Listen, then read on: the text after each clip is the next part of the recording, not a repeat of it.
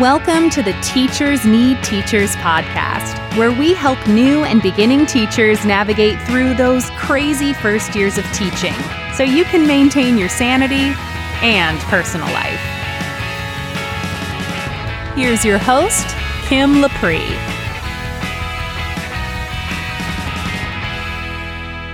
Welcome to the Teachers Need Teachers podcast, episode number 23. I'm your host, Kim Lapre, and this is the podcast for new and beginning teachers who don't want to just survive those first few years, but actually thrive. And I am so happy that you came and hung out with me today. I really appreciate it.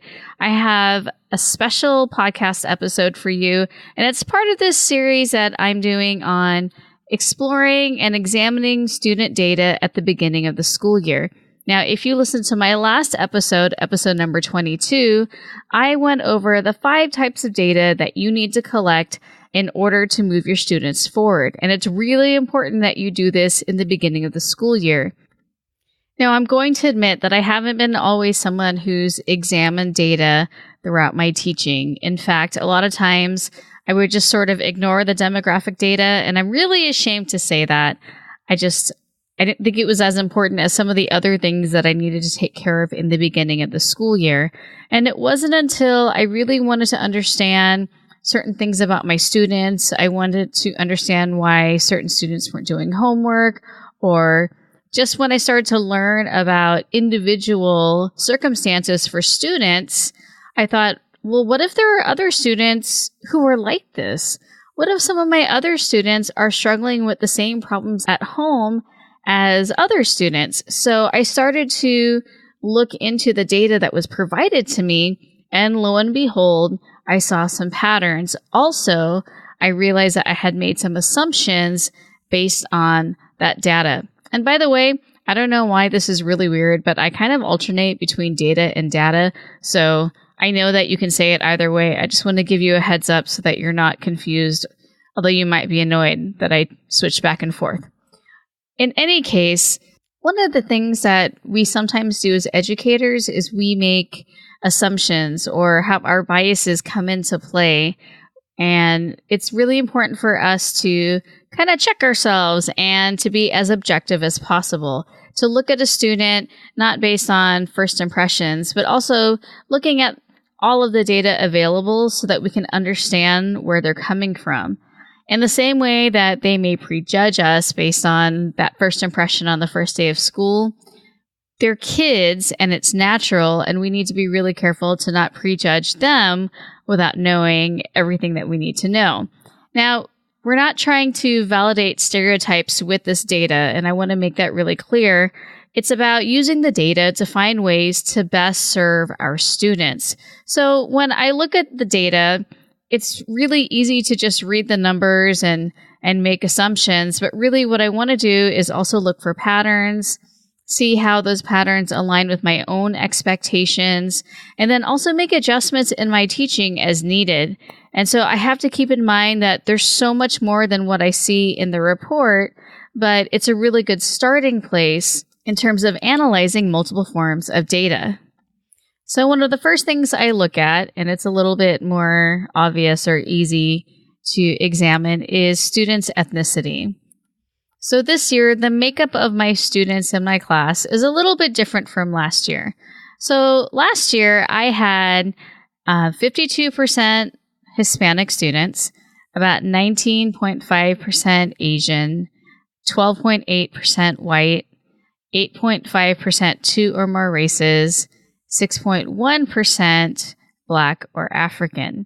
And this year, the main difference is that I have fewer Hispanic or Latino students. So I went from 52% to 37.4%. And then my Asian population went up from 19.5% to 23.6%. Percentage of white students also went up from 12.8% to 20.7%. The Black or African went up from 6.1% to 8%. And then in terms of students with 2 or more races, I had 8.5%, and it only slightly went up to 8.6%. I also want to add that I have 1.1% American Indian.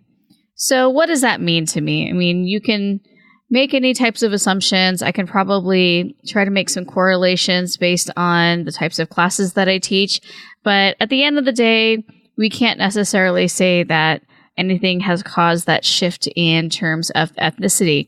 But what it does mean to me is that I do have a higher percentage of Asian students than I have in previous years. Why does this matter? Well, for one, I myself am Asian. I'm Filipina. And I can use some stories and anecdotes from my own life to help illuminate certain things that we're learning in our class. Now, that doesn't mean that other cultures can't relate. It just means that I know that when I do relate something or use an analogy from my own life, that a larger population of my students will understand. There are also some stereotypes about Asians that other cultures may have, such as we're all smart, that we are sort of this model minority. And I do want to, in a way, educate those other cultures on the realities and the pressures that a lot of us face or have faced growing up. A lot of my Asian students feel very pressured to be perfect. They get a lot of pressure to always get 100% and A+ on everything. And while I know that a lot of other students find those same pressures, I think that it makes those particular students, my Asian students, feel a little bit better knowing that their teacher understands and can empathize with them. So it's just something that's like personal to my classroom. You may find that you can relate to the demographic in your particular classroom. Maybe they are of the same ethnicity as you. Or on the flip side, in my previous school where 80% of the students were Hispanic, there were a few things that I could relate to, but for the most part, it's a completely different culture. And so I would take advantage of being able to have them teach me particular aspects of their culture. I would also really try to incorporate culturally relevant materials into my classroom, such as incorporating authors who are Hispanic. Well, now I can also still have Hispanic authors that we use in class as well as Asian authors. I also noticed that I had an increase in African American students. So I'm definitely going to want to take advantage of having African American authors also represented in the literature that we read. So I definitely think it's important to look at those demographic numbers and don't overlook them.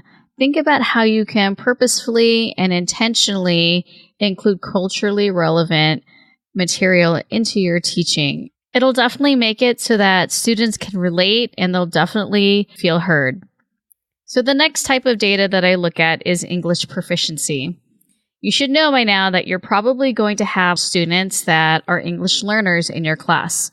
There may be only one or two of them, or there may be a lot of them, but either way, it's good to know whether or not your students are English learners. So to compare my data from last year I had 61.6% of my students were English only.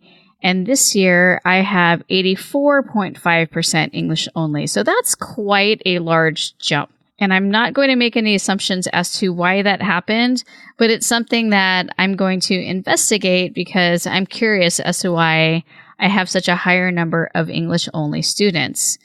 So my other students fall either in the categories of RFEP, which is Reclassified Fluent English Proficient, LTEL, which is long-term English learner, and it means that they entered the United States school system more than 5 years ago. And then we have STEL, which is short-term English learner, and they entered our system 5 or fewer years ago. Now, in my classes, I don't have just regular English learners or English language development or ELD students. Those students, according to the California Department of Education, they have not developed the listening, speaking, reading, and writing proficiencies in English that makes it so that they're sufficient enough for being in a regular classroom. So they have their own classes that they attend. The other students, the RFEPs, the LTELs, and the STELs, they do participate and are mainstreamed into classes, and they have to take the California English Language Development Test, or the CELT, within 30 days of enrolling in a U.S. public school, and they have to meet the local education agency criterion for English language proficiency. So that's definitely a lot of information, but the point of it all is that if you have these students in your classroom, you want to be aware of the fact that they may or may not be struggling with the language, or they're struggling with it at different levels. And typically, basic good teaching techniques such as front-loading vocabulary will definitely help those students so that language isn't a barrier for them demonstrating proficiency in your particular subject area. Something that I also look for is program code, and this includes IEPs and 504s. So in the previous episode, episode 22, I talked more about IEPs, which are individualized education programs, as well as 504 plans and how they relate to your teaching. For the sake of today's episode, I just think that it's important to see how many of these students are in your classes. In a separate episode, I'm going to be talking and going more in depth about IEPs, but for today, in terms of looking at demographic data, I just want you to take a look at the percentages. So in some of my classes, I have students with IEPs, and the percentage of students in those classes with IEPs is rather unusual.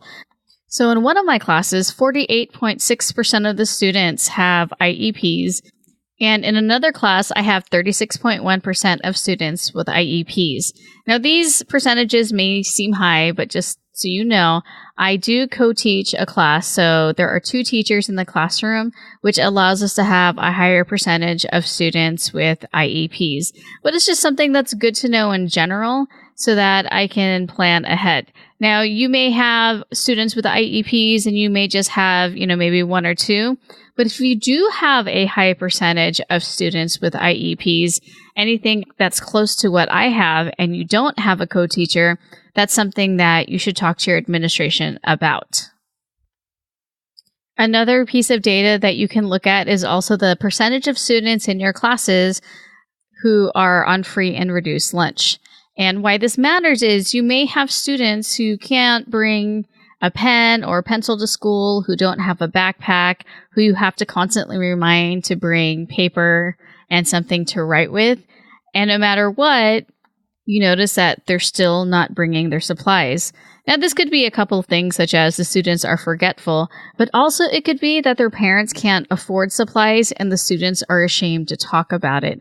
So that's something that you want to look into if you have a program in your school that takes care of those students' particular needs. Also, if a student is homeless or a foster student, again, you want to be aware of that because they have a particular set of problems that can affect their learning in your classroom. In fact, I've had students who were homeless in the past, and it made it so that they couldn't get their homework done. It made it so that they couldn't really concentrate because they couldn't sleep very well at night. One of my students, he and his guardian didn't have a regular place to stay. They were always living in someone's living room or someone's spare bedroom, and it was really hard for him to control the conditions in which he could study. So for me, I had to do a little extra, as well as talk to the administration and talk to counselors so that we can come up with a plan to help him be successful. So this is just another piece of data that will help you understand your students. And all of this data in terms of demographics is, again, just to give you a snapshot of your students and their particular situation. It doesn't mean that just because you teach in an affluent area that all students have money, or that all of those students have parents that are involved in their education. It's really important for you to not make assumptions about your students, but instead to look at the data, and through conversations with other interested parties in your school, you can come up with ways to best serve your students. So I hope you got a lot out of this episode. I hope that you'll take the time to go and look at the data, and you can come back to this episode and use it to guide you as you look through that data. Now, if you didn't get a chance to, in my last episode, I had a link to a data collection sheet, which actually helps you figure out who is holding the data. And that way you can write it down, and every year until you memorize it, you can figure out who are the gatekeepers of all the data. So if you want to get a hold of that, I am going to include the link in the show notes. And you can also go to teachersneedteachers.com/23. So thank you so much for listening to this episode. I really love creating these episodes for you guys, and I hope that you find value in them. And if you do, could you just maybe share it with someone that you know? That would be awesome, so that they can also benefit from the information that I provide on this show. You can also go ahead and hit that subscribe button on whatever device or platform that you're listening on. That way you won't miss out on any of these episodes. And this episode is actually part of my data series. So in the last episode, I talked about the 5 types of data. This time I talked about demographics. And in my next episode, I'm going to be talking about pre-assessment data and Lexile scores and how I use that to guide my teaching. So the best way to not miss any of these episodes is to subscribe. Thank you so much for listening today, and I hope you have a fabulous week. Thanks for listening to the Teachers Need Teachers podcast. Love this episode? Head over to Apple Podcast or Google Play to subscribe, rate, and leave a review.